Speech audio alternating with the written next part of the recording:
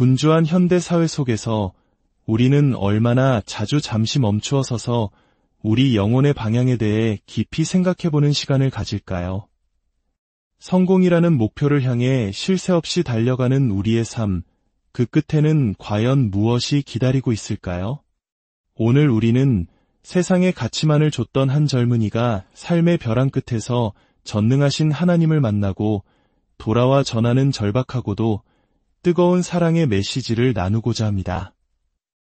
이 이야기에 귀를 기울여 주시는 여러분의 구독과 좋아요는 잠든 영혼을 깨우는 또 하나의 등불이 되어 하나님의 은혜를 널리 퍼뜨리는 귀한 도구가 될 것입니다. 이 말씀을 듣는 모든 분들의 가정에 주님의 평안이 가득하기를 기도합니다. 저는 특별한 영적 은사를 받은 사람도 아니고 사람들 앞에서 신앙을 자랑할 만큼 대단한 믿음을 가진 사람도 아니었습니다. 불과 몇 달 전까지만 해도 제 세상의 전부는 헬스장과 식단표, 그리고 거울 속에 비친 제 몸의 변화뿐이었습니다. 몸이 곧 자산이고 외적인 성공이 인생의 전부라고 굳게 믿었습니다. 더 많은 회원을 유치하고 더 멋진 몸을 만들어 SNS의 팔로워 수를 늘리는 것, 그것이 제 존재 가치를 증명하는 유일한 길이라 생각하며 살아왔습니다. 저희 집은 부산의 평범하고 소박한 가정이었습니다. 아버지는 선박 부품을 다루는 기술직으로 평생 현장에서 땀 흘리셨고, 어머니는 동네의 작은 반찬 가게를 운영하시며 늘 바쁜 하루를 보내셨습니다. 집안 형편이 넉넉하지는 않았지만 두 분의 성실함과 희생 덕분에 부족함 없이 자랄 수 있었습니다. 어머니의 손을 잡고 어릴 때부터 교회를 다니는 것은 제게 너무나 자연스러운 일상이었습니다. 주일이면 예배당에 가서 율동 찬양을 따라하고 여름 성경학교와 중고등부 수련회에도 빠짐없이 참석했습니다. 겉보기에는 나름 신실한 신앙을 가진 청년처럼 보였을지도 모릅니다. 하지만 지금 돌이켜보면 그 모든 것은 오랜 습관이었을 뿐 주님을 인격적으로 깊이 만난 체험은 아니었습니다. 제게 예수님은 늘 제가 필요할 때만 찾는 분, 마치 소원을 들어주는 요술램프와도 같았습니다. 하나님, 이번에 회원 2명만 더 등록하게 해주세요. 이번 보디빌딩 대회에서 꼭 입상하게 해주세요. 이 대회가 잘 되어야 제 앞길이 열립니다. 저의 기도는 간구가 아닌 거래에 가까웠고 신앙은 제 욕심을 채우기 위한 도구에 불과했습니다. 운동선수 시절부터 제 가슴에 새겨온 말이 있습니다. 내 노력은 절대 나를 배신하지 않는다. 저는 그 말을 절대적인 진리처럼 믿으며 매일 새벽땀을 흘렸고 스스로를 채찍질하며 몸을 혹사시켰습니다. SNS의 좋아요 숫자가 제 존재 가치를 말해주는 것 같았고 잘 다듬어진 제 몸이 곧 저의 자존심이자 상품이었습니다.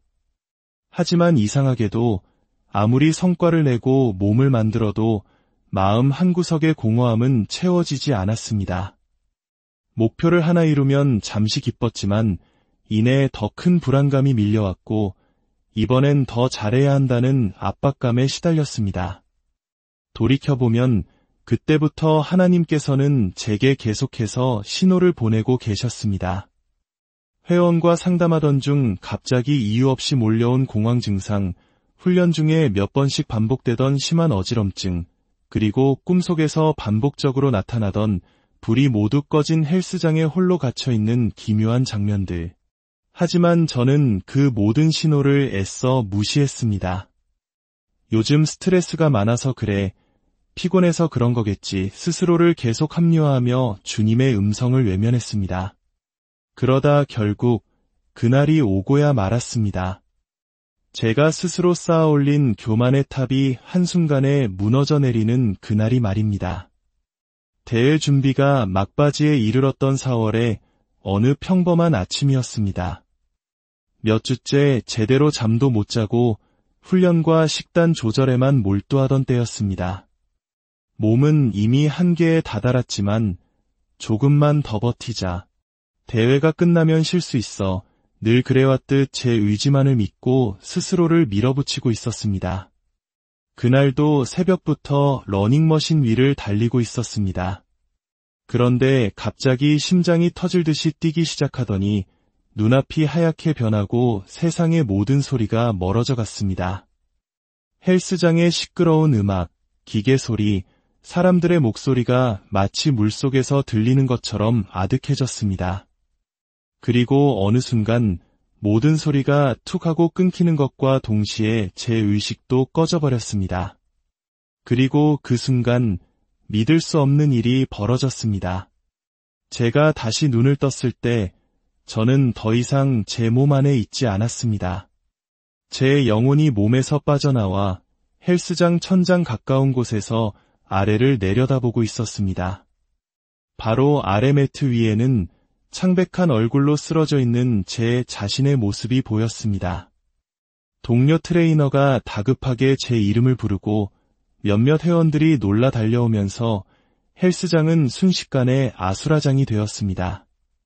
그런데 이상하게도 그 모든 광경을 지켜보는 제 마음은 너무나 평온했습니다. 두려움은 전혀 없었고 오히려 말로 설명할 수 없는 자유와 평안이 제 영혼을 감싸고 있었습니다. 그동안 저를 짓눌렀던 성공에 대한 압박, 타인의 시선, 미래에 대한 불안, 그 모든 무거운 짐들이 한순간에 사라진 것 같았습니다. 이게 바로 죽음이라는 건가? 생각보다 두렵지는 않네. 담담하게 그렇게 느끼고 있을 때였습니다. 갑자기 주위가 칠흑 같은 어둠으로 변하기 시작했습니다. 헬스장의 풍경은 사라지고 저는 캄캄한 공간 속으로 이끌려 들어갔습니다. 그리고 그 깊은 어둠의 끝에서 아주 작지만 더없이 따스하고 순결한 빛 하나가 보였습니다. 그 빛은 세상의 어떤 빛으로도 설명할 수 없을 만큼 맑고 강렬했지만 눈이 부시지 않았고 지극히 뜨거웠지만 고통스럽지 않았습니다. 그 빛 안으로 들어가는 순간 저의 모든 허물과 죄의 무거움이 봄눈처럼 녹아내리는 것 같았습니다. 마치 그 빛이 제 영혼의 가장 깊은 곳까지 꿰뚫어 보시면서 동시에 한없이 포근하게 저를 감싸 안아 주시는 듯했습니다. 그때 저는 깨달았습니다. 그 빛의 주인이 바로 제가 늘 외면하고 필요할 때만 찾았던 주 예수 그리스도시라는 것을. 그분의 거룩한 빛 앞에서 저는 아무 말도 할 수 없었습니다. 감히 고개조차 들 수 없었고 그저 마음 깊은 곳에서부터 울컥 치밀어 오르는 죄송함과 지극한 경외감에 온몸이 떨렸습니다. 그때 세상에서 가장 따뜻하고 인자한 아버지의 음성이 제 영혼 깊숙한 곳에서 들려왔습니다. 사랑하는 내 아들아, 무서워하지 말아라. 그 말씀 한마디에 제 안에 남아있던 마지막 한 조각의 두려움마저 조용히 사라졌습니다. 그 빛 속에서 주님은 제가 살아온 28년의 삶을 파노라마처럼 보여주셨습니다. 가족의 따뜻함, 친구들과의 즐거웠던 웃음, 회원들과 함께 땀 흘리며 보람을 느꼈던 순간들, 제 삶에 소중했던 기억들이 하나씩 떠올랐습니다. 하지만 동시에 제가 얼마나 교만하고 자기중심적으로 살아왔는지도 숨김없이 드러났습니다. 동료의 성과를 남몰래 질투했던 마음, 실수를 감추기 위해 내뱉었던 거짓말, 심지어 예배 시간조차 오직 저의 성공만을 위해 드렸던 이기적인 기도들, 그 모든 것이 낱낱이 드러났을 때 저는 너무나 부끄러워 고개를 들 수 없었습니다. 그 순간 주님의 음성이 다시 들려왔습니다. 나는 너의 모든 것을 알고 있단다. 그 음성에는 정죄나 꾸짖음이 아니었습니다. 길 잃은 아들을 바라보는 아버지의 깊은 슬픔과 그럼에도 불구하고 끝까지 포기하지 않으시는 무한한 사랑이 담겨 있었습니다. 그리고 주님은 저를 이곳으로 부르신 진짜 이유를 보여주기 시작하셨습니다. 먼저 끝없이 펼쳐진 황금빛 밀밭이 눈앞에 나타났습니다. 풍요로운 수확의 장면이었습니다. 그러나 순식간에 그 모든 밀 이삭이 검게 타들어가며 먼지처럼 사라져 버렸습니다. 곧이어 강줄기들이 바싹 말라붙고 그 안에 모든 생명이 썩어가는 끔찍한 광경이 이어졌습니다. 마지막으로는 탐스러운 과일이 가득한 과수원이 보였지만 겉은 멀쩡해 보이는 그 과일들의 속은 이미 시커멓게 썩어 문드러져 있었습니다. 생명이 멈추고 모든 것이 썩어가는 세상의 마지막 모습이었습니다. 저는 본능적으로 깨달았습니다. 이것은 단순한 환상이 아니라 머지않아 이 땅에 닥쳐올 거대한 재앙과 영적 기근에 대한 분명한 경고라는 것을. 그때 주님의 음성이 다시 한번 제 영혼을 깊이 울렸습니다. 사랑하는 내 아들아, 시간이 얼마 남지 않았다. 너희가 당연하게 누리던 풍요의 시대는 끝나고 모든 것이 메마르는 시대가 올 것이다. 내가 너에게 보여준 것을 이제 세상에 돌아가 전하여라. 저는 떨리는 목소리로 아뢰었습니다. 주님, 저는 그저 평범한 운동 트레이너일 뿐입니다. 말씀을 전해본 적도 없고 세상 사람들은 아무도 제 말을 믿지 않을 것입니다. 그때 주님은 그 따스한 빛으로 저를 온전히 감싸 안으시며 말씀하셨습니다. 두려워하지 말아라. 내가 너와 함께 할 것이야. 내가 내 입에 할 말을 줄 것이며 내 증언을 들을 자들은 듣고 깨달을 것이다. 너의 역할은 사람들을 설득하는 것이 아니라 내가 내게 맡긴 메시지를 신실하게 외치는 파수꾼이 되는 것이다. 그 말씀을 끝으로 저는 제 의지와 상관없이 다시 깊은 어둠 속으로 빨려 들어갔습니다. 이제는 그 빛을, 그 사랑을 외면할 수 없었습니다. 제가 있어야 할 곳, 저의 사명이 있는 이 땅으로 돌아가야 할 때가 된 것입니다. 희미한 소리가 들려오기 시작하더니 거친 숨을 몰아쉬며 눈을 떴습니다. 눈에 들어온 것은 새하얀 병원 천장이었고 코끝에는 소독약 냄새가 맴돌았습니다. 제 몸에는 여러 의료기기가 붙어 있었고 침대 옆에서는 어머니가 제 손을 꼭 잡은 채 눈물을 흘리고 계셨습니다. 그제야 저는 이 땅으로 다시 돌아왔음을 깨달았습니다. 의사는 조심스럽게 말했습니다. 운동 중 심정지였습니다. 심장이 몇 분간 완전히 멈췄습니다. 솔직히 말씀드리면 의학적으로는 거의 가망이 없었습니다. 이건 정말 기적입니다. 하지만 저는 알고 있었습니다. 그것은 단순한 기적이 아니라 저에게 사명을 맡기시기 위해 하나님께서 허락하신 두 번째 삶, 연장된 시간이라는 것을. 저는 병실 창밖을 바라보며 빛 속에서 주님이 보여주셨던 장면들을 떠올렸습니다.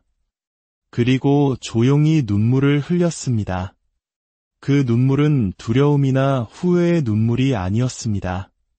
저의 교만했던 삶에 대한 회개의 눈물이자 다가올 환난 속에서 고통받을 수많은 영혼들을 향한 중보의 눈물이었습니다. 퇴원 후 저는 며칠간 간절히 기도했습니다. 주님, 이제 제가 무엇을 해야 합니까? 주님께서 말씀하신 준비란 구체적으로 무엇입니까? 그때 주님께서 제 마음에 조용히 말씀하셨습니다. 진정한 준비는 생존을 위한 비축이 아니라 사랑을 위한 나눔이다. 먹을 것과 마실 물을 준비하되 그것은 너만을 위한 것이 아니라 곤경에 처한 이웃의 손을 잡아줄 도구가 되어야 한다. 그러나 더 중요한 준비가 있다. 진짜 준비는 양식이 아닌 마음이다. 땅의 소출이 멈추고 하늘에서 비가 내리지 않을 때 사람을 살리는 것은 세상의 빵이 아니라 바로 나의 말씀이다. 세상이 메말라갈수록 내 음성을 듣는 귀를 준비하여라. 그 말씀은 제 마음 깊은 곳에 새겨졌습니다. 진짜 위기는 양식이 끊기는 것이 아니라 하나님의 음성이 들리지 않는 영적 기근임을 깨달았습니다. 아무리 많은 것을 쌓아두어도 주님과의 관계가 끊어진다면 우리는 결코 그날을 이겨낼 수 없습니다. 처음에는 부모님께 이야기를 꺼내는 것조차 두려웠습니다. 아들이 겪은 충격 때문에 헛것을 본 것이라 여기실 거라 생각했습니다. 하지만 더는 침묵할 수 없어 병원에서 겪은 일과 주님께서 보여주신 환상을 조심스럽게 말씀드렸습니다. 놀랍게도 이전과는 완전히 달라진 제 눈빛과 태도를 보시고 부모님은 제 말을 진지하게 들어주셨습니다. 아버지는 말없이 저를 안아주셨고 어머니는 제 손을 잡고 함께 기도해 주셨습니다. 하지만 교회 공동체에 이 사실을 나누는 일은 또 다른 용기가 필요했습니다. 사람들이 날 이상하게 보면 어떡하지? 광신자라는 소문이라도 나면 어떡하지? 그런 두려움이 있었지만 경고를 받고도 침묵하는 것이 더 큰 불순종이라는 마음이 저를 강단으로 이끌었습니다. 주일 예배 말미 저는 떨리는 손으로 마이크를 잡고 제가 겪은 모든 것을 담담히 간증했습니다. 예배당에는 무거운 침묵이 흘렀습니다. 간증이 끝나자 맨 앞줄에 앉아 계시던 한 권사님께서 눈물을 닦으며 다가와 제 손을 잡아주시며 말씀하셨습니다. 주님께서 형제님을 통해 우리에게 말씀하시는 것 같아요. 몇몇 성도들도 함께 기도해주며 저의 간증을 믿음으로 받아주었습니다. 하지만 모두가 그런 것은 아니었습니다. 어떤 분은 제게 다가와 안쓰러운 눈빛으로 말했습니다. 지훈 형제, 그동안 너무 힘들었나 봐. 스트레스가 심했던 모양이야. 푹 쉬고 다시 일상으로 돌아와. 그 말은 따뜻했지만 그 안에는 제가 전한 메시지를 믿음이 아닌 동정으로 받아들이는 마음이 담겨 있었습니다. 그날 이후 저는 교회 안에서 눈에 띄게 고립되기 시작했습니다. 예전처럼 반갑게 인사하던 사람들은 저를 피했고 등 뒤에서는 지훈이가 좀 이상해졌다는 속삭임이 들려왔습니다. 그 차가운 시선과 침묵 속에서 저는 며칠 밤을 홀로 눈물로 지새웠습니다. 주님, 왜 아무도 믿어주지 않습니까? 제가 잘못 본 것입니까? 고통스러운 마음으로 기도하던 어느 밤 주님께서는 제 마음에 에스겔서 33장의 말씀을 떠올리게 하셨습니다. 내가 너를 이스라엘 족속의 파수꾼으로 세웠으니 너는 내 입의 말을 듣고 나를 대신하여 그들을 깨우치라. 내가 나팔을 불어 그 백성에게 경고하되 그렇습니다. 모든 사람을 설득하는 것이 제 사명이 아니었습니다. 듣든 듣지 않든 주님이 주신 경고의 나팔을 신실하게 부는 것, 그것이 바로 파수꾼인 저의 책임이었습니다. 그날 이후 저는 사람들의 반응에 흔들리지 않기로 결심했습니다. 그리고 제 간증을 믿음으로 받아주었던 권사님과 두 형제, 그리고 저희 부모님까지 6명이 함께 등불 모임이라는 작은 기도 공동체를 시작했습니다. 우리는 종말의 공포를 퍼뜨리는 모임이 아니었습니다. 우리는 함께 말씀을 나누며 환난의 때에 내 등불뿐 아니라 이웃의 등불도 밝혀줄 여분의 기름, 즉 나눌 사랑을 준비하기 시작했습니다. 그리고 아버지의 말씀처럼 비상식량을 준비하되 하나는 우리 목, 하나는 준비하지 못한 누군가의 목이라는 원칙을 세웠습니다. 물론 지금도 세상 속으로 돌아오면 모든 것이 너무나 평온해 보입니다. 그럴 때면 정말 내가 겪은 일이 현실이었을까 하는 의심이 들기도 합니다. 하지만 그럴 때마다 저는 그 빛 속에서 들었던 주님의 음성을 기억하며 다시 마음을 다잡습니다. 사랑하는 여러분, 이 이야기는 공포의 메시지가 아닙니다. 우리가 의지하던 세상의 모든 것들이 무너져 내릴 때 오직 예수 그리스도만이 우리의 영원한 반석이 되심을 깨닫게 하시려는 주님의 간절한 사랑의 경고입니다. 지금 이 순간 세상의 소음을 잠시 멈추고 주님의 세미한 음성에 귀를 기울여 주십시오. 오늘이 바로 주님께서 우리에게 허락하신 마지막 기회일지도 모릅니다. 저의 기도는 이제 오직 하나입니다. 주님, 이 땅을 불쌍히 여겨 주옵소서. 한 사람이라도 더 깨닫고 주님께로 돌아와 준비하게 하소서. 저희 작은 등불 모임이 다가올 환난의 때에 생명을 나누는 작은 구명보트가 되게 하소서. 주 예수 그리스도의 이름으로 간절히 기도드리며 이 간증을 마치 분주한 현대 사회 속에서 우리는 얼마나 자주 잠시 멈추어 서서 우리 영혼의 방향에 대해 깊이 생각해보는 시간을 가질까요? 성공이라는 목표를 향해 쉴 새 없이 달려가는 우리의 삶, 그 끝에는 과연 무엇이 기다리고 있을까요? 오늘 우리는 세상에 가치만을 줬던 한 젊은이가 삶의 벼랑 끝에서 전능하신 하나님을 만나고 돌아와 전하는 절박하고도 뜨거운 사랑의 메시지를 나누고자 합니다. 이 이야기에 귀를 기울여 주시는 여러분의 구독과 좋아요는 잠든 영혼을 깨우는 또 하나의 등불이 되어 하나님의 은혜를 널리 퍼뜨리는 귀한 도구가 될 것입니다. 이 말씀을 듣는 모든 분들의 가정에 주님의 평안이 가득하기를 기도합니다. 저는 특별한 영적 은사를 받은 사람도 아니고 사람들 앞에서 신앙을 자랑할 만큼 대단한 믿음을 가진 사람도 아니었습니다. 불과 몇 달 전까지만 해도 제 세상의 전부는 헬스장과 식단표, 그리고 거울 속에 비친 제 몸의 변화뿐이었습니다. 몸이 곧 자산이고 외적인 성공이 인생의 전부라고 굳게 믿었습니다. 더 많은 회원을 유치하고 더 멋진 몸을 만들어 SNS의 팔로워 수를 늘리는 것. 그것이 제 존재 가치를 증명하는 유일한 길이라 생각하며 살아왔습니다. 저희 집은 부산의 평범하고 소박한 가정이었습니다.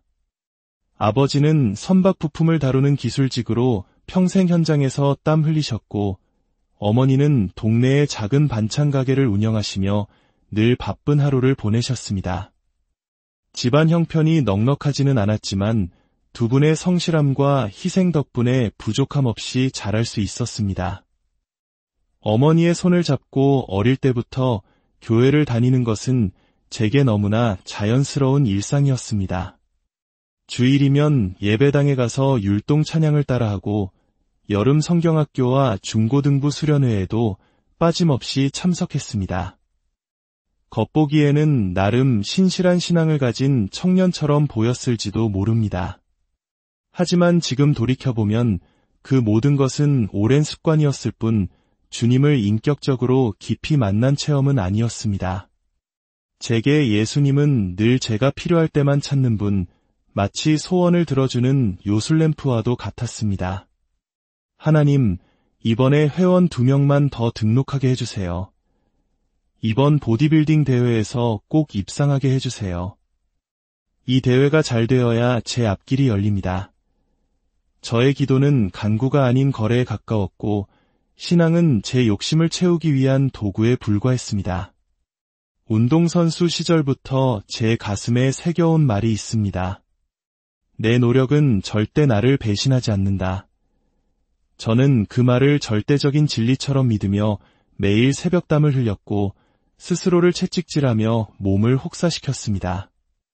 SNS의 좋아요 숫자가 제 존재 가치를 말해주는 것 같았고 잘 다듬어진 제 몸이 곧 저의 자존심이자 상품이었습니다. 하지만 이상하게도 아무리 성과를 내고 몸을 만들어도 마음 한구석의 공허함은 채워지지 않았습니다. 목표를 하나 이루면 잠시 기뻤지만 이내 더 큰 불안감이 밀려왔고 이번엔 더 잘해야 한다는 압박감에 시달렸습니다. 돌이켜보면 그때부터 하나님께서는 제게 계속해서 신호를 보내고 계셨습니다. 회원과 상담하던 중 갑자기 이유 없이 몰려온 공황 증상, 훈련 중에 몇 번씩 반복되던 심한 어지럼증, 그리고 꿈속에서 반복적으로 나타나던 불이 모두 꺼진 헬스장에 홀로 갇혀있는 기묘한 장면들. 하지만 저는 그 모든 신호를 애써 무시했습니다.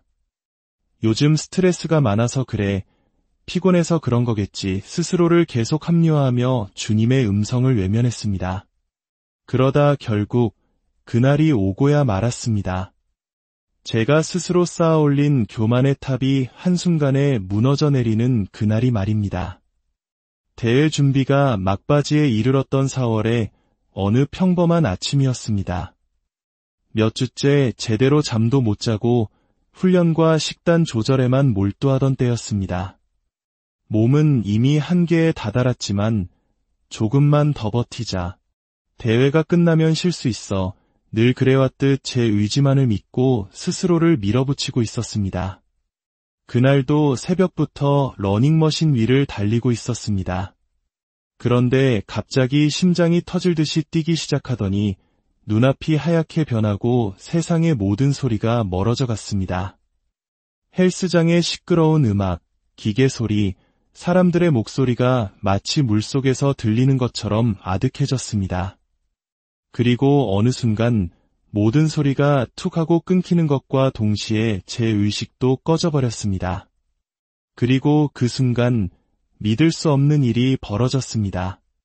제가 다시 눈을 떴을 때 저는 더 이상 제 몸 안에 있지 않았습니다. 제 영혼이 몸에서 빠져나와 헬스장 천장 가까운 곳에서 아래를 내려다보고 있었습니다. 바로 아래 매트 위에는 창백한 얼굴로 쓰러져 있는 제 자신의 모습이 보였습니다. 동료 트레이너가 다급하게 제 이름을 부르고 몇몇 회원들이 놀라 달려오면서 헬스장은 순식간에 아수라장이 되었습니다. 그런데 이상하게도 그 모든 광경을 지켜보는 제 마음은 너무나 평온했습니다. 두려움은 전혀 없었고 오히려 말로 설명할 수 없는 자유와 평안이 제 영혼을 감싸고 있었습니다. 그동안 저를 짓눌렀던 성공에 대한 압박, 타인의 시선, 미래에 대한 불안, 그 모든 무거운 짐들이 한순간에 사라진 것 같았습니다. 이게 바로 죽음이라는 건가? 생각보다 두렵지는 않네. 담담하게 그렇게 느끼고 있을 때였습니다. 갑자기 주위가 칠흑 같은 어둠으로 변하기 시작했습니다. 헬스장의 풍경은 사라지고 저는 캄캄한 공간 속으로 이끌려 들어갔습니다. 그리고 그 깊은 어둠의 끝에서 아주 작지만 더없이 따스하고 순결한 빛 하나가 보였습니다. 그 빛은 세상의 어떤 빛으로도 설명할 수 없을 만큼 맑고 강렬했지만 눈이 부시지 않았고 지극히 뜨거웠지만 고통스럽지 않았습니다. 그 빛 안으로 들어가는 순간 저의 모든 허물과 죄의 무거움이 봄눈처럼 녹아내리는 것 같았습니다. 마치 그 빛이 제 영혼의 가장 깊은 곳까지 꿰뚫어 보시면서 동시에 한없이 포근하게 저를 감싸 안아 주시는 듯했습니다. 그때 저는 깨달았습니다. 그 빛의 주인이 바로 제가 늘 외면하고 필요할 때만 찾았던 주 예수 그리스도시라는 것을. 그분의 거룩한 빛 앞에서 저는 아무 말도 할 수 없었습니다. 감히 고개조차 들 수 없었고 그저 마음 깊은 곳에서부터 울컥 치밀어 오르는 죄송함과 지극한 경외감에 온몸이 떨렸습니다. 그때 세상에서 가장 따뜻하고 인자한 아버지의 음성이 제 영혼 깊숙한 곳에서 들려왔습니다. 사랑하는 내 아들아, 무서워하지 말아라. 그 말씀 한마디에 제 안에 남아있던 마지막 한 조각의 두려움마저 조용히 사라졌습니다. 그 빛 속에서 주님은 제가 살아온 28년의 삶을 파노라마처럼 보여주셨습니다. 가족의 따뜻함, 친구들과의 즐거웠던 웃음, 회원들과 함께 땀 흘리며 보람을 느꼈던 순간들, 제 삶에 소중했던 기억들이 하나씩 떠올랐습니다. 하지만 동시에 제가 얼마나 교만하고 자기중심적으로 살아왔는지도 숨김없이 드러났습니다. 동료의 성과를 남몰래 질투했던 마음, 실수를 감추기 위해 내뱉었던 거짓말, 심지어 예배 시간조차 오직 저의 성공만을 위해 드렸던 이기적인 기도들. 그 모든 것이 낱낱이 드러났을 때 저는 너무나 부끄러워 고개를 들 수 없었습니다. 그 순간 주님의 음성이 다시 들려왔습니다. 나는 너의 모든 것을 알고 있단다. 그 음성에는 정죄나 꾸짖음이 아니었습니다. 길 잃은 아들을 바라보는 아버지의 깊은 슬픔과 그럼에도 불구하고 끝까지 포기하지 않으시는 무한한 사랑이 담겨 있었습니다. 그리고 주님은 저를 이곳으로 부르신 진짜 이유를 보여주기 시작하셨습니다. 먼저 끝없이 펼쳐진 황금빛 밀밭이 눈앞에 나타났습니다. 풍요로운 수확의 장면이었습니다. 그러나 순식간에 그 모든 밀 이삭이 검게 타들어가며 먼지처럼 사라져 버렸습니다. 곧이어 강줄기들이 바싹 말라붙고 그 안에 모든 생명이 썩어가는 끔찍한 광경이 이어졌습니다. 마지막으로는 탐스러운 과일이 가득한 과수원이 보였지만 겉은 멀쩡해 보이는 그 과일들의 속은 이미 시커멓게 썩어 문드러져 있었습니다. 생명이 멈추고 모든 것이 썩어가는 세상의 마지막 모습이었습니다. 저는 본능적으로 깨달았습니다.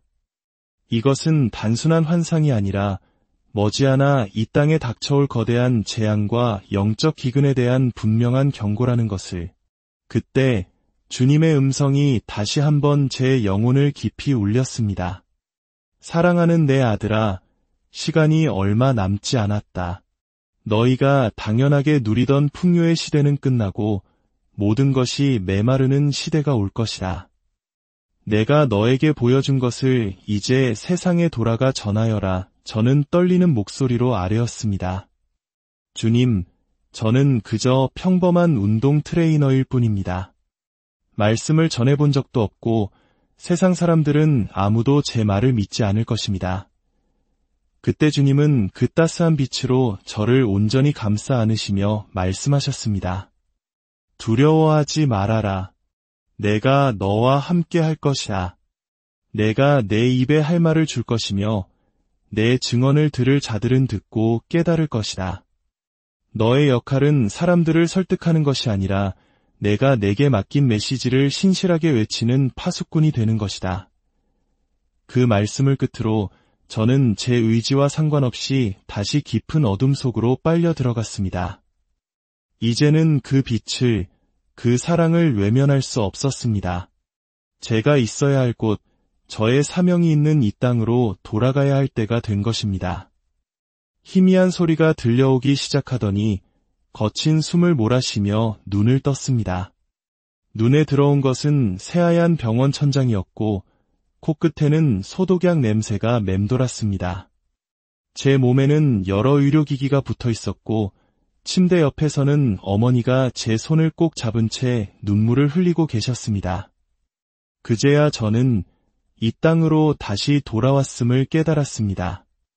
의사는 조심스럽게 말했습니다. 운동 중 심정지였습니다.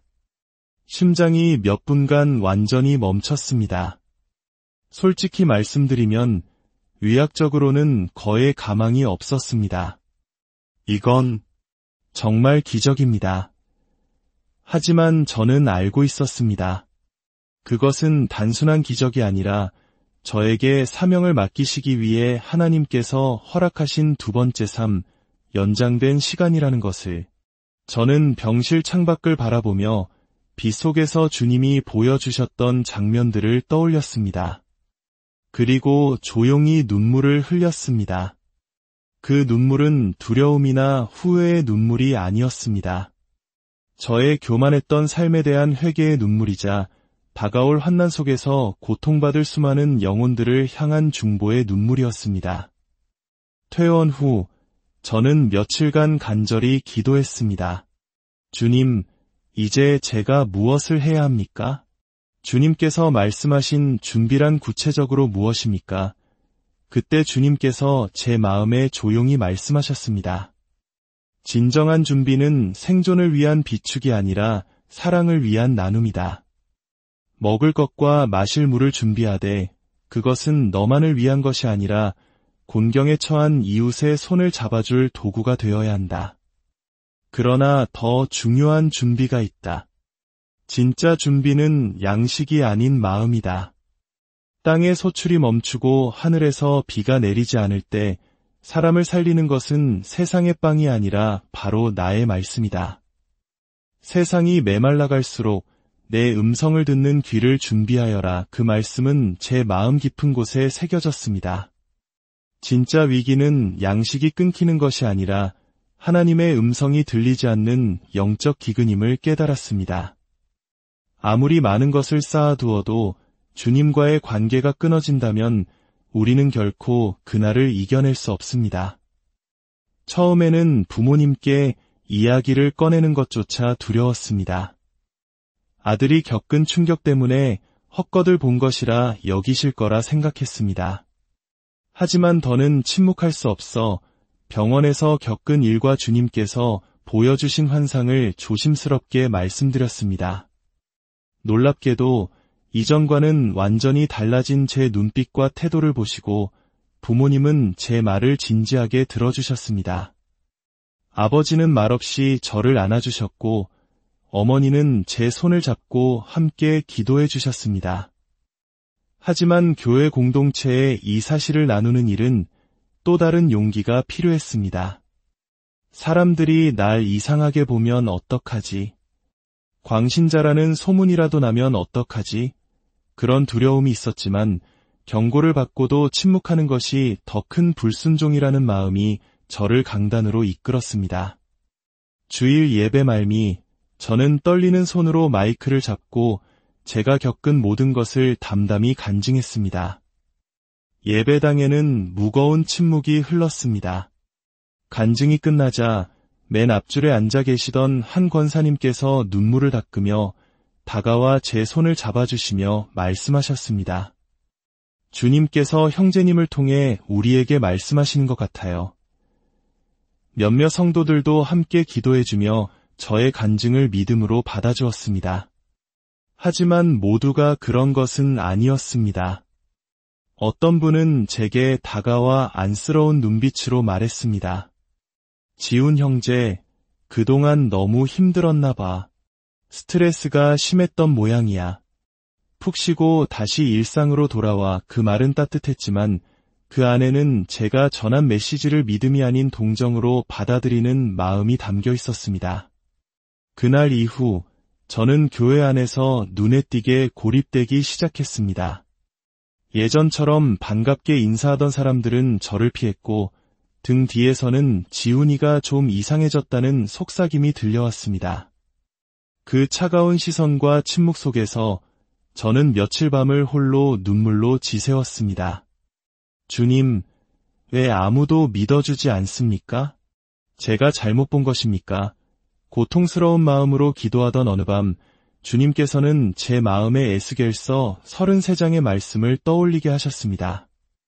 내가 너를 이스라엘 족속의 파수꾼으로 세웠으니 너는 내 입의 말을 듣고 나를 대신하여 그들을 깨우치라. 내가 나팔을 불어 그 백성에게 경고하되 그렇습니다. 모든 사람을 설득하는 것이 제 사명이 아니었습니다. 듣든 듣지 않든 주님이 주신 경고의 나팔을 신실하게 부는 것, 그것이 바로 파수꾼인 저의 책임이었습니다. 그날 이후 저는 사람들의 반응에 흔들리지 않기로 결심했습니다. 그리고 제 간증을 믿음으로 받아주었던 권사님과 두 형제, 그리고 저희 부모님까지 6명이 함께 등불 모임이라는 작은 기도 공동체를 시작했습니다. 우리는 종말의 공포를 퍼뜨리는 모임이 아니었습니다. 우리는 함께 말씀을 나누며 환난의 때에 내 등불뿐 아니라 이웃의 등불도 밝혀줄 여분의 기름, 즉 나눌 사랑을 준비하기 시작했습니다. 그리고 아버지의 말씀처럼 비상식량을 준비하되 하나는 우리 목, 하나는 준비하지 못한 누군가의 목이라는 원칙을 세웠습니다. 물론 지금도 세상 속으로 돌아오면 모든 것이 너무나 평온해 보입니다. 그럴 때면 정말 내가 겪은 일이 현실이었을까 하는 의심이 들기도 합니다. 하지만 그럴 때마다 저는 그 빛 속에서 들었던 주님의 음성을 기억하며 다시 마음을 다잡습니다. 사랑하는 여러분, 이 이야기는 공포의 메시지가 아닙니다. 우리가 의지하던 세상의 모든 것들이 무너져 내릴 때 오직 예수 그리스도만이 우리의 영원한 반석이 되심을 깨닫게 하시려는 주님의 간절한 사랑의 경고입니다.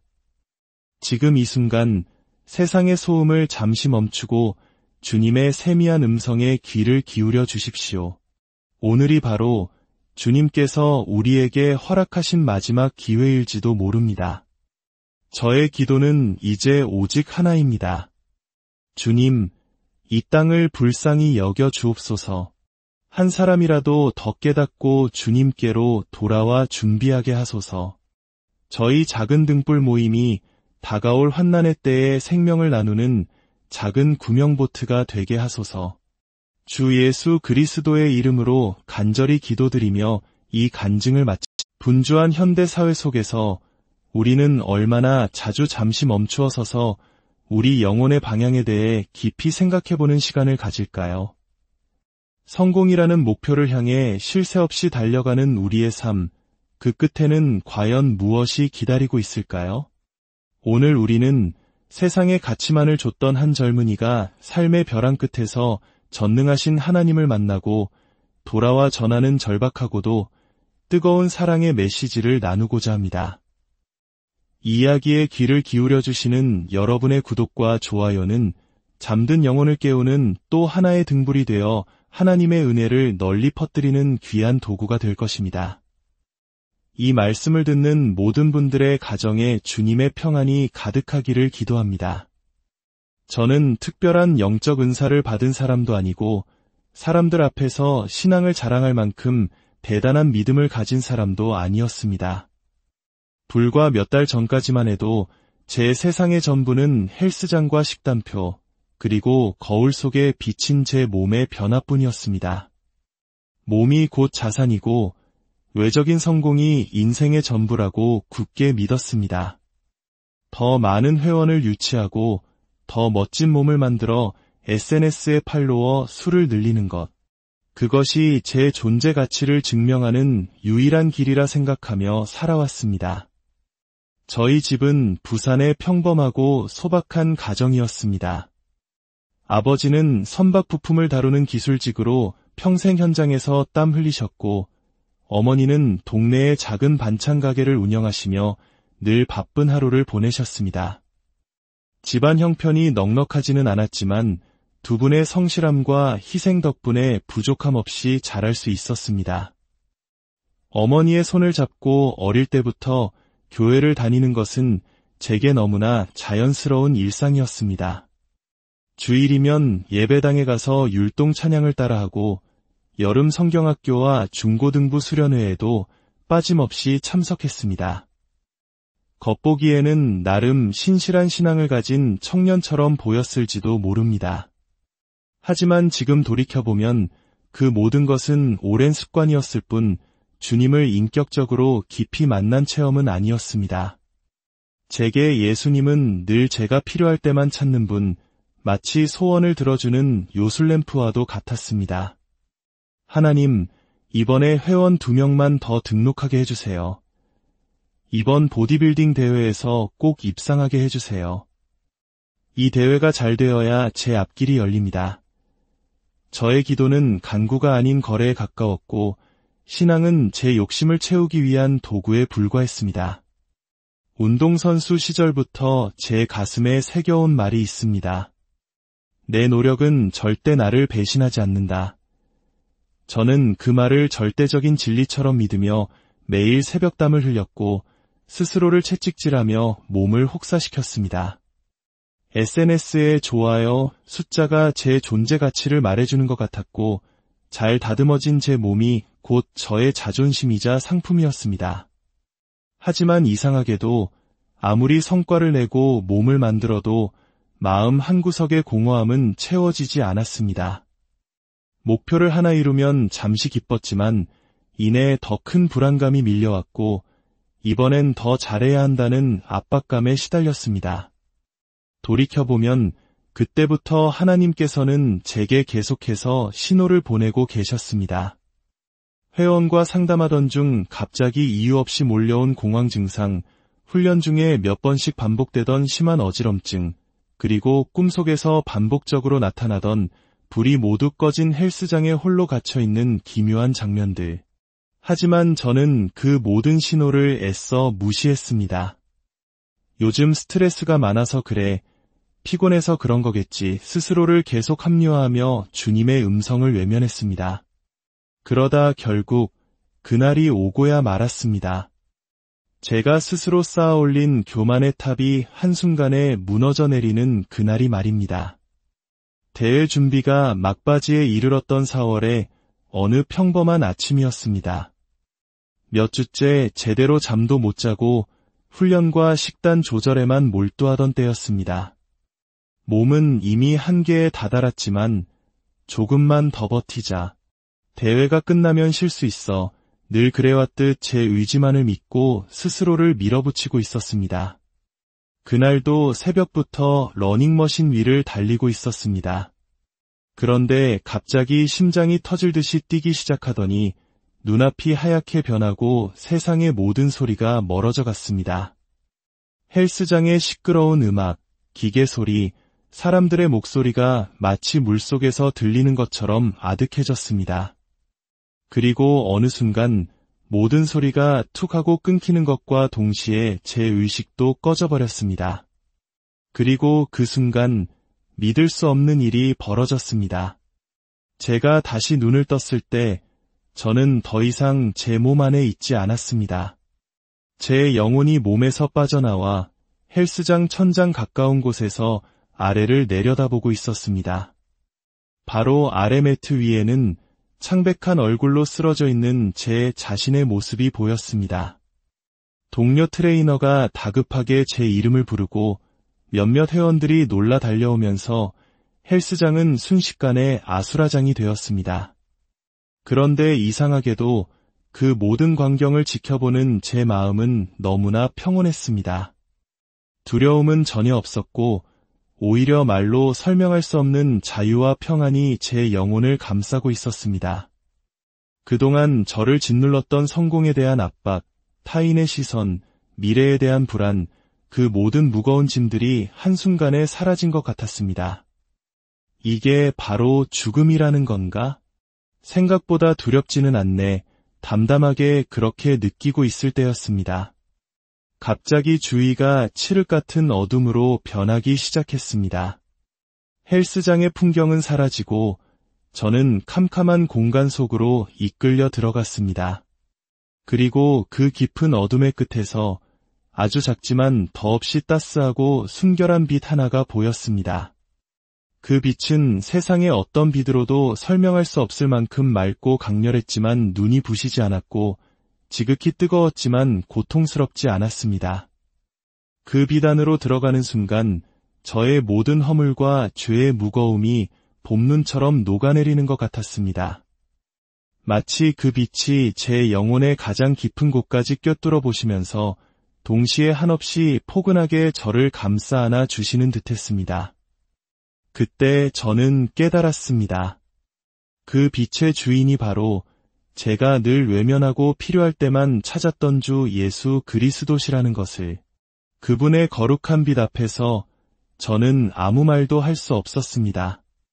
감히 고개조차 들 수 없었고 그저 마음 깊은 곳에서부터 울컥 치밀어 오르는 죄송함과 지극한 경외감에 온몸이 떨렸습니다.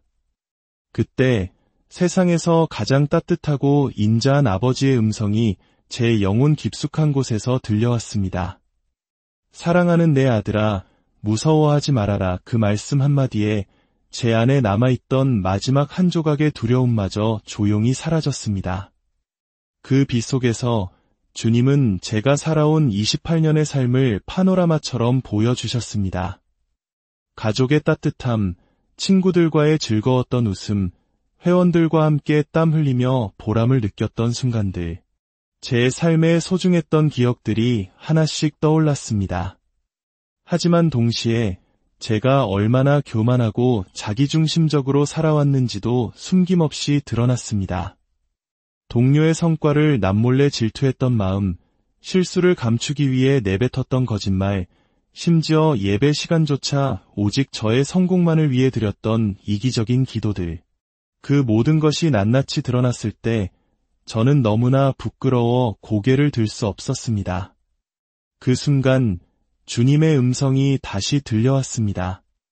나는 너의 모든 것을 알고 있단다.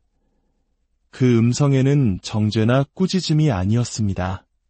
길 잃은 아들을 바라보는 아버지의 깊은 슬픔과 그럼에도 불구하고 끝까지 포기하지 않으시는 무한한 사랑이 담겨 있었습니다. 그리고 주님은 저를 이곳으로 부르신 진짜 이유를 보여주기 시작하셨습니다. 먼저 끝없이 펼쳐진 황금빛 밀밭이 눈앞에 나타났습니다. 풍요로운 수확의 장면이었습니다. 그러나 순식간에 그 모든 밀 이삭이 검게 타들어가며 먼지처럼 사라져 버렸습니다. 곧이어 강줄기들이 바싹 말라붙고 그 안에 모든 생명이 썩어가는 끔찍한 광경이 이어졌습니다. 마지막으로는 탐스러운 과일이 가득한 과수원이 보였지만 겉은 멀쩡해 보이는 그 과일들의 속은 이미 시커멓게 썩어 문드러져 있었습니다. 생명이 멈추고 모든 것이 썩어가는 세상의 마지막 모습이었습니다. 저는 본능적으로 깨달았습니다. 이것은 단순한 환상이 아니라 머지않아 이 땅에 닥쳐올 거대한 재앙과 영적 기근에 대한 분명한 경고라는 것을. 그때 주님의 음성이 다시 한번 제 영혼을 깊이 울렸습니다. 사랑하는 내 아들아, 시간이 얼마 남지 않았다. 너희가 당연하게 누리던 풍요의 시대는 끝나고 모든 것이 메마르는 시대가 올 것이다. 내가 너에게 보여준 것을 이제 세상에 돌아가 전하여라. 저는 떨리는 목소리로 아뢰었습니다. 주님, 저는 그저 평범한 운동 트레이너일 뿐입니다. 말씀을 전해본 적도 없고 세상 사람들은 아무도 제 말을 믿지 않을 것입니다. 그때 주님은 그 따스한 빛으로 저를 온전히 감싸 안으시며 말씀하셨습니다. 두려워하지 말아라. 내가 너와 함께 할 것이다. 내가 내 입에 할 말을 줄 것이며 내 증언을 들을 자들은 듣고 깨달을 것이다. 너의 역할은 사람들을 설득하는 것이 아니라 내가 내게 맡긴 메시지를 신실하게 외치는 파수꾼이 되는 것이다. 그 말씀을 끝으로 저는 제 의지와 상관없이 다시 깊은 어둠 속으로 빨려 들어갔습니다. 이제는 그 빛을, 그 사랑을 외면할 수 없었습니다. 제가 있어야 할 곳, 저의 사명이 있는 이 땅으로 돌아가야 할 때가 된 것입니다. 희미한 소리가 들려오기 시작하더니 거친 숨을 몰아쉬며 눈을 떴습니다. 눈에 들어온 것은 새하얀 병원 천장이었고 코끝에는 소독약 냄새가 맴돌았습니다. 제 몸에는 여러 의료기기가 붙어 있었고 침대 옆에서는 어머니가 제 손을 꼭 잡은 채 눈물을 흘리고 계셨습니다. 그제야 저는 이 땅으로 다시 돌아왔음을 깨달았습니다. 의사는 조심스럽게 말했습니다. 운동 중 심정지였습니다. 심장이 몇 분간 완전히 멈췄습니다. 솔직히 말씀드리면 의학적으로는 거의 가망이 없었습니다. 이건 정말 기적입니다. 하지만 저는 알고 있었습니다. 그것은 단순한 기적이 아니라 저에게 사명을 맡기시기 위해 하나님께서 허락하신 두 번째 삶, 연장된 시간이라는 것을. 저는 병실 창밖을 바라보며 빛 속에서 주님이 보여주셨던 장면들을 떠올렸습니다. 그리고 조용히 눈물을 흘렸습니다. 그 눈물은 두려움이나 후회의 눈물이 아니었습니다. 저의 교만했던 삶에 대한 회개의 눈물이자 다가올 환난 속에서 고통받을 수많은 영혼들을 향한 중보의 눈물이었습니다. 퇴원 후 저는 며칠간 간절히 기도했습니다. 주님, 이제 제가 무엇을 해야 합니까? 주님께서 말씀하신 준비란 구체적으로 무엇입니까? 그때 주님께서 제 마음에 조용히 말씀하셨습니다. 진정한 준비는 생존을 위한 비축이 아니라 사랑을 위한 나눔이다. 먹을 것과 마실 물을 준비하되 그것은 너만을 위한 것이 아니라 곤경에 처한 이웃의 손을 잡아줄 도구가 되어야 한다. 그러나 더 중요한 준비가 있다. 진짜 준비는 양식이 아닌 마음이다. 땅의 소출이 멈추고 하늘에서 비가 내리지 않을 때 사람을 살리는 것은 세상의 빵이 아니라 바로 나의 말씀이다. 세상이 메말라갈수록 내 음성을 듣는 귀를 준비하여라. 그 말씀은 제 마음 깊은 곳에 새겨졌습니다. 진짜 위기는 양식이 끊기는 것이 아니라 하나님의 음성이 들리지 않는 영적 기근임을 깨달았습니다. 아무리 많은 것을 쌓아두어도 주님과의 관계가 끊어진다면 우리는 결코 그날을 이겨낼 수 없습니다. 처음에는 부모님께 이야기를 꺼내는 것조차 두려웠습니다. 아들이 겪은 충격 때문에 헛것을 본 것이라 여기실 거라 생각했습니다.